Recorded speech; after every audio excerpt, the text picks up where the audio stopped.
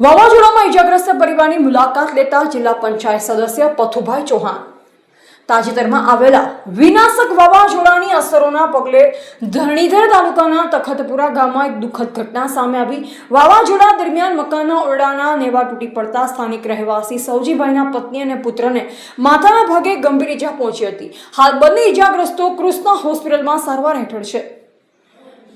આ ઘટનાની જાણ થતાં જિલ્લા પંચાયતના માનનીય સદસ્ય શ્રી પથુભાઈ ચૌહાણે તાત્કાલિક કૃષ્ણા હોસ્પિટલની મુલાકાત લીધી। તેમણે સારવાર લઈ રહેલ સૌજીભાઈના પત્ની તથા તેમના પુત્રની રૂબરૂ મુલાકાત લઈ તેમના ખબર અંતર પૂછ્યા અને ડોક્ટરો પાસેથી તેમની સારવારની વિગતો મેળવી હતી।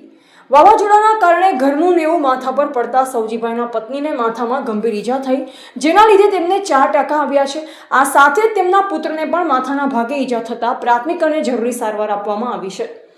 હોસ્પિટલના સૂત્રોને પરિવારના જણાવ્યા અનુસાર હાલમાં માતા અને પુત્ર બંનેની તબિયત બિલકુલ સ્થિર છે અને તેઓ ઝડપથી સ્વસ્થતા તરફ આગળ વધી રહ્યા છે। મુલાકાત દરમિયાન પથુભાઈ ચૌહાણે મુશ્કેલીના સમયે સમગ્ર પરિવારને હિંમત રાખવા પ્રેરણા આપી। તેમણે ભગવાનને પ્રાર્થના કરી બંને વહેલી તકે સંપૂર્ણ સ્વસ્થ થઈ પોતાના ઘરે પરત ફરે।